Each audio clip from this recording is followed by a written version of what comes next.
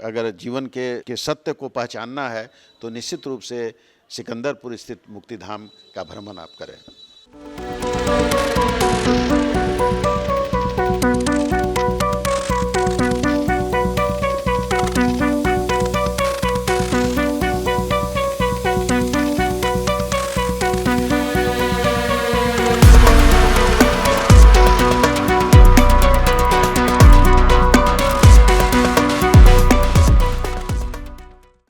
नमस्कार, first look Bihar में मैं निशा श्री आप तमाम दर्शकों का स्वागत करती हूं, जहां हम आपको दिखाते हैं खबरें जो जानना ज़रूरी है। और आज एक खास चर्चा, और ये चर्चा हम आपके सामने इसलिए लेकर के आए हैं क्योंकि हमारे जो राजनीतिक विश्लेषक हैं प्रोफेसर अरुण कुमार सिंह, उनके फेसबुक से हम लगातार रूबरू होते रहते हैं। और उन्होंने अपने फेसबुक पे एक ऐसा पोस्ट डाला जो बहुत ही इंटरेस्टिंग था। इंटरेस्टिंग कहूँ या फिर जो हमारे दर्शक हैं वो इसको कहीं ऐसा अदरवाइज ना ले लें, मैं ये कहूँ कि वो एक बहुत ही गूढ़ है। गूढ़ इसलिए है क्योंकि उसको आज भी हम एक टैबू सब्जेक्ट बना करके रखें, वो है मृत्यु। मृत्यु एक ऐसा सब्जेक्ट है जिसके ऊपर या तो हम उससे भयभीत हो जाते हैं या उसे घृणा फील करते हैं, या बहुत कम ही लोग हैं जो इसके ऊपर चर्चा करना चाहते हैं। बचपन में हम एक गीत सुना करते थे कि जो फौजियों से जुड़ा हुआ था कि मरना क्या चीज़ है, आदमी लेता नया जन्म है। तो ये फौजियों के लिए तो हमको ये बड़ा अच्छा लगता था, लेकिन जैसे ही अपने परिवार और समाज में ये बातें आती हैं तो हम उसे घृणा और भय की दृष्टि से देखने लगते हैं। इसके ऊपर आदिकाल से ही जो है वो चर्चा होती रही है, लेकिन मनुष्य आज भी मृत्यु के रहस्य को जान नहीं पाया है। तो प्रोफेसर अरुण कुमार सिंह से हम ये जानेंगे आज कि सिकंदरपुर जो हमारा शमशान घाट है यहाँ पर मुजफ्फरपुर का, यहाँ पर आप गए और उसके ऊपर आपने एक फेसबुक पे पोस्ट लिखा जो एक गहरा पोस्ट है। ये पोस्ट लिखने की प्रेरणा आपको कहाँ से आई और क्यों मृत्यु से हमें डरना नहीं चाहिए? देखिए, ऐसा है कि मुझे श्मशान घाट से ही डर लगता था बचपन से, और इसलिए मृत्यु होने पर थोड़ा दूरी बनाए रखना, 100 के पास नहीं जाना, ऐसी मेरी सोच बनी रही। लेकिन धीरे धीरे परिवार में जो बड़े लोग थे उनकी मृत्यु हुई, और उसमें जो फिर कुछ मृत्यु तो मेरे सामने हुई, मेरे पिताजी, मेरे माँ का। तो उसके बाद थोड़ा भय समाप्त हुआ। लेकिन उस पीरियड में जब हम लोग श्मशान घाट में सिकंदरपुर में जाते थे, मुजफ्फरपुर में कई घाट हैं लेकिन सिकंदरपुर में ज़्यादा गंडक के किनारे लोग ज़्यादा जाते हैं वहाँ पर। तो वहाँ बहुत गंदगी थी, और वहाँ पर एक ढुलाव में जाकर और फिर आप घाट के नज़दीक पहुँचते थे, और फिर वहाँ पर किसी तरह से उसको साफ़ किया जाता था उस जगह को, और फिर लकड़ी वगैरह को ख़रीद कर और सब लोगों को ढो कर लकड़ी लाना पड़ता था, और फिर कुछ लोग को उसके लिए बुलाना पड़ता था, जो उसके जानकार लोग होते हैं वो हम लोग गांव से बुलवाते थे, और तब जलाने की प्रक्रिया जो हम लोगों के समाज में, हिंदू समाज में है जलाने की प्रक्रिया, वो प्रक्रिया होती थी। तो एक बड़ा माहौल वहाँ का बड़ा अजीबोगरीब मिलता था। लेकिन इधर पिछले 10 वर्षों में, या उसके बाद थोड़ा 10 वर्षों भी नहीं कहें, 6-7 सालों में वहाँ अजीब विकास देखने को मिला, और दिन प्रतिदिन उसकी स्थिति बदलती चली गई। और निश्चित रूप से इसका श्रेय रानी सती मंदिर ट्रस्ट को जाता है, जो नगर निगम ने उसको दायित्व सौंपा है, और उसमें भी जो उसके संयोजक हैं श्री रमेश प्रसाद केजरीवाल, जो कि यहाँ इनकम टैक्स के अधिवक्ता हैं और बहुत अच्छे समाज सेवी हैं, उनका योगदान ज़बरदस्त योगदान है। और चूँकि उनसे मेरी नज़दीकी है तो इसलिए उनसे भी जानकारी मिलती रही, और एक तरह से आना जाना वहाँ प्रारंभ हो गया। जब किसी का भी जो दोस्त हैं, रिश्तेदार हैं, उनकी अगर सूचना मिल गई कि उनके यहाँ परिवार में कोई इस तरह का हादसा हो गया हुआ है, तो हम लोग वहाँ जाना शुरू किए। और एक तरह से वो जो कॉन्सेप्ट था ये श्मशान घाट का, और वहाँ से जो एक अजीब तरीके का एक वातावरण में हम लोग एक खास माइंडसेट में जो लौटते थे उसमें परिवर्तन आना शुरू हो गया। अब परिवर्तन क्यों आया है इस पर निश्चित रूप से आगे हम लोग चर्चा करेंगे कि क्या परिवर्तन आए जिससे ऐसा लगा कि नहीं साहब अब वो श्मशान घाट, इसीलिए हमने उसका शीर्षक भी दिया श्मशान घाट से मुक्ति धाम तक। यानी इस तरह से श्मशान घाट अब मुक्ति धाम में, क्योंकि वो तो मुक्त होने का जगह है, क्योंकि मनुष्य जब जन्म लेके मनुष्य आया है तो निश्चित रूप से उसको एक न एक दिन, ये बिल्कुल ध्रुव सत्य है कि एक न एक दिन उसको यहाँ से जाना भी होगा। आया है तो उसको जाना भी है, तो जाना है इस बात की समझदारी अगर बन जाए तो हम दुनिया में रहते हुए समाज के लिए काम करते हुए हम एक बहुत दूसरे तरह का जीवन जी सकते हैं, जिसमें हमको लगेगा कि नहीं साहब हम यहाँ पर इस रंगमंच पर कुछ दिन के लिए एक एक्टिंग करने के लिए एक खास रोल में हम आए हैं। तो रोल हमारा अच्छा हो तभी जो है सो पिक्चर आगे अच्छी चलेगी, लोग उसको पसंद करेंगे। तो उसी तरह से जो मुक्ति धाम है वहाँ जाने से एक तो मृत्यु का भय समाप्त होता है और दूसरी तरफ आप अपने रोल के प्रति सचेष्ट होते हैं कि हमारा रोल समाज में अच्छा हो, हम अच्छा काम करें, ताकि हम जब हमारी मृत्यु हो तो निश्चित रूप से लोग कहें कि एक अच्छा आदमी पृथ्वी पर था जो चला गया। आपने लिखा शमशान से मुक्ति धाम तक, तो सबसे पहले तो ये बताइए कि इन दोनों शब्दों में क्या फ़र्क आप बताना चाहते थे, और जिस जगह पे मृत्यु होती है, जिस जगह से लोग इतना भयभीत होते हैं, उसके सुंदरीकरण की ज़रूरत क्या है? नहीं, इसी के लिए मैंने लिखा कि ये श्मशान घाट के बारे में एक अलग तरह की फीलिंग आती है कि जहाँ गंदगी है, जहाँ लोग यत्र तत्र लाशें जल रही हैं, कुछ लाशें ऐसे जली हैं उनको कोई जलाने वाला नहीं है, बारिश हो गई तो वो जो है सो जल नहीं पाया ठीक से, और उसी तरह से फिर किसी तरह से उसको नदी में उसका प्रवाह कर दिया गया। तो ये सब जो चीज़ें थी वो एक श्मशान घाट का जो दिमाग में हम लोगों के था वो था। लेकिन अब जो सिकंदरपुर में, मुजफ्फरपुर के सिकंदरपुर में जो श्मशान घाट है वो अब श्मशान घाट नहीं रहा, वो मुक्ति धाम हो चुका है। यानी अब शरीर को वहाँ मुक्ति मिलने की प्रक्रिया शुरू होती है। और इसीलिए जब मैं वहाँ जब भी गया और वहाँ जो लोग जिनका जिक्र भी हमने किया है अशोक जी का, कि वो हमसे मिले, और उस समय भी मैं गया था तो एक डेड बॉडी जो सामाजिक कार्यकर्ता हैं विश्वजीत जी, उनका डेड बॉडी आना था और उसमें विलम्ब हो रहा था, तो हम वहाँ बैठे, पहले से भी जानते थे लेकिन डिटेल्स में हमने सोचा कि उनसे हम जानने का प्रयास हमने किया, तो लगा कि अद्भुत काम यहाँ पर हुआ है। काम तो दिखलाई भी पड़ता है ऐसे कि किस तरह से डेड बॉडी आएगी, तो वो जो शव है उसको कहाँ रखा जाएगा, उसको नहाने की व्यवस्था भी बहुत अच्छे ढंग से, ना अगर घर से नहा के नहीं लाए हैं तो यहाँ आप अगर नहलाना चाहते हैं शव को, जो हम लोगों की पद्धति है, तो उसके लिए भी व्यवस्था है कि वहाँ भी फिर आप एक अलग जगह पर ले जाएंगे, वहाँ स्नान होगा।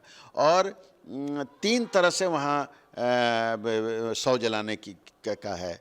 आप कम लकड़ी का प्रयोग करके और गोईठा के सहारे सिर्फ 1800 रुपये में परिसर से थोड़ा सा बाहर जाके आपको जगह मिल जाती है, वहाँ भी काफ़ी संख्या में 1800 रुपया देकर लोग शव को वहाँ जलाते हैं। फिर एक 3000 रुपया वाला भी, 3000 रुपया का रसीद कटाकर भी आप शव को जलाते हैं, जिसमें कि एक फर्नेस है जो इलेक्ट्रिक से जिसको गर्म किया जाता है और फिर लकड़ी का प्रयोग करके उसमें जलाया जाता है, तो उसका 3000 रुपया है। और फिर 5500 रुपया में, 5500 रुपया का रसीद अगर आप लेते हैं तो आपको वहाँ लकड़ी, सिर्फ लकड़ी की चिता, जिसमें 7 मन लकड़ी का एक प्रावधान है हम लोग के यहाँ, ये 7 मन दीजिए या 9 मन दीजिए, तो 7 मन लकड़ी का ये है जो रहता है। सबसे बड़ी खूबी क्या है कि अगर आपके पास कोई आदमी नहीं है, मैन पावर नहीं है, लेकिन आप अगर 100 वाहन से 100 लेकर आ जाते हैं तो उसके बाद आपको कुछ नहीं करना है, वहाँ सारे लोग उसके लिए ट्रस्ट की ओर से वहाँ पर लोग हैं जो कि वो व्यवस्थित करेंगे। वहाँ पहले ही से जब एक चिता जल जाती है, जब 100 जल जाता है तो उसकी सफाई हो जाती है और सफाई करके फिर लकड़ी से उसको सजा दिया जाता है। तो कोई भी जो शव आता है उसको लकड़ी कहीं से ढोना नहीं है, उसको सिर्फ अपना रसीद कटाना है और उसके बाद से उसकी प्रक्रिया शुरू हो जाती है।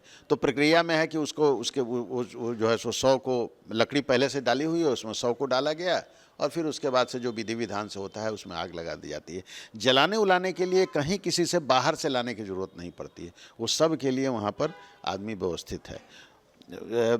आप देखते होइएगा कि हम लोगों में जो हिंदू कस्टम है उसमें हम लोगों को डोम से आग लेना पड़ता है, तो उसमें नेचुरली वो लोग जो है सो बहुत ऐसे लोग भी होते हैं जिनको जो गरीब हैं उनसे भी वो ज़्यादा पैसा लेना चाहते हैं या जो भी, तो वहाँ पर इस तरह की कोई बार्गेनिंग वहाँ आपको नहीं नज़र आएगी। वहाँ भी उन लोगों के लिए फ़िक्स कर दिया गया हुआ है और वैसा कोई चीज़ नहीं है, वो लोग भी समझ गए हुए हैं और ये उस ढंग से होता है। जहाँ तक 100 को लाने की बात है तो नगर निगम क्षेत्र में, मुजफ्फरपुर नगर निगम क्षेत्र में ये बिल्कुल निःशुल्क है। मैं नंबर भी दे दूंगा जिनसे बात करके आप उसको निःशुल्क मंगा सकते हैं। और नगर निगम क्षेत्र के बाहर जो ग्राम पंचायत हैं उसमें सिर्फ 1300 रुपया देकर आप 100 को ले जा सकते हैं। तो वो 1300 रुपया से ही इधर जो निःशुल्क वाला जो कार्य चल रहा है उसकी भरपाई, जो आर्थिक भरपाई है वो उससे की जाती है। पूरे परिसर में आपको कैंटीन भी मिलेगा, आपको स्नान करने की जगह भी मिलेगी, उसके एक छोटा सा धार्मिक पुस्तकालय भी वहाँ पर है, उसी से सटे हुए एक मंदिर का भी निर्माण हो गया है हुआ है और उसके बगल में एक बहुत बड़ा ये शिव मूर्ति लगाने की प्रक्रिया चल रही है। और इधर आकर बिहार सरकार की ओर से वो ये बिजली वाला भी ये बन रहा है, जो विद्युत सौदागृह है वो भी बन रहा है, जिसमें कि मुश्किल से 5-10 मिनट में 100 जल के ये हो जाएगा। तो ये सारी चीज़ें वहाँ, और सबसे बड़ी बात एक है कि वहाँ जो कार्यालय है उस कार्यालय का बहुत बड़ा जो है सो उस कैंपस में एक बारांडा जिसको कह सकते हैं वो है, तो उसमें एक अप्पन पाठशाला चलती है। तो अप्पन पाठशाला जो है वो एक सुजीत कुमार हैं जो अविवाहित हैं और अविवाहित रह के वो पूरा इसमें समय देते हैं अपना।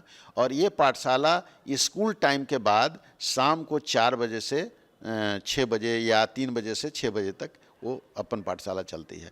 आपको जानकर आश्चर्य होगा कि वहाँ के बच्चे बहुत अच्छे अच्छे जगहों पर जा रहे हैं और अब तो वहाँ के बच्चे 12 की भी परीक्षा दे रहे हैं, इस बार 10 की भी परीक्षा दे रहे हैं और दिल्ली के कई विद्यालयों में उनका एडमिशन हुआ है। तो उन बच्चों को भी कोई चाहे तो गोद ले सकता है, यानी गोद लेने का मतलब यह है कि आप उनकी आर्थिक मदद कर दें, उनको स्पॉन्सर कर दें, उनको आगे बढ़ाने में मदद कर दें। तो इस तरह से दूसरा है कि महिलाएं वहाँ इकट्ठा होती हैं सप्ताह में 2 दिन और शिव चर्चा वहाँ होती है, जिसमें काफ़ी महिलाएं, लगभग 200, 300, 400 महिलाएं। तो एक वाइब्रेंट जगह वो हो गया हुआ है, एक ऐसा जगह हो गया है कि जहाँ कि आप बैठ के आपको बड़ा अच्छा और आप डेड बॉडी को जब आते हुए देखते हैं तो आपको ऐसा महसूस होता है कि हमको भी इसी तरह से किसी दिन यहाँ आना है। तो एक वो भाव आपके मन में पैदा होता है कि नहीं, हमको जो समय हमारे लिए जो निर्धारित है उस समय में अच्छा काम करें, हम पॉजिटिव बने रहें, लोगों को मदद करें, समाज के लिए कुछ काम करें। तो इस तरह से एक भाव वहाँ पर जगता है। तो इसीलिए मैं तो चाहता हूँ, मैं सब लोगों का आह्वान भी करता हूँ कि आपको जो अगर जीवन के सत्य को पहचानना है तो निश्चित रूप से सिकंदरपुर स्थित मुक्तिधाम का भ्रमण आप करें।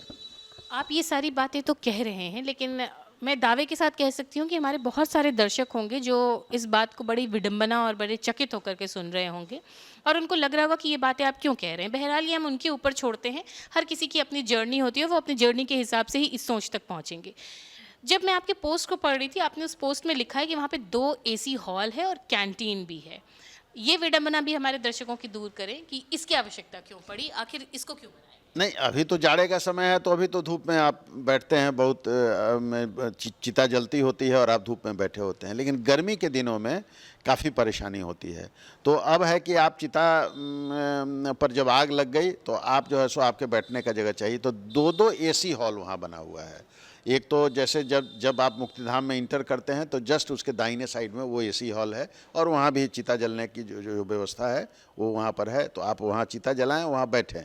और फिर एक और भी है जो थोड़ा आप जब अंदर जाएंगे और फिर लेफ़्ट साइड में घुसेंगे तो वहाँ भी चिता जलने की व्यवस्था होती है। तो वहाँ भी एसी हॉल है, उसमें कुर्सी लगे हुए हैं और ये लगे हुए हैं। और कैंटीन का मतलब ये है कि जैसे लोगों को प्यास लगती है जब आग उग में, खास करके गर्मी के दिनों में, तो उस कैंटीन के रहने से है कि वहाँ पानी की व्यवस्था भी है। बहुत लोग चाय भी पीना चाहते हैं क्योंकि उसमें जलने में 2 घंटे का 2.5 घंटे का समय लग जाता है, तो इसलिए कैंटीन की व्यवस्था की गई है। और धार्मिक पुस्तकों का एक छोटा सा पुस्तकालय भी वहाँ पर बना हुआ है, जिसमें कि आप जाके वहाँ पर उस समय भी पढ़ सकते हैं या वहाँ से कुछ परचेज भी आपको करना है तो परचेज आप कर सकते हैं। और पूरा परिसर जो है वो हरे पेड़ पौधे से, हरियाली से आच्छादित है। और कई जो फूल वाले भी बड़े बड़े पेड़ हैं जो फूल भी देते हैं, तो वो भी काफ़ी सुंदर लगता है।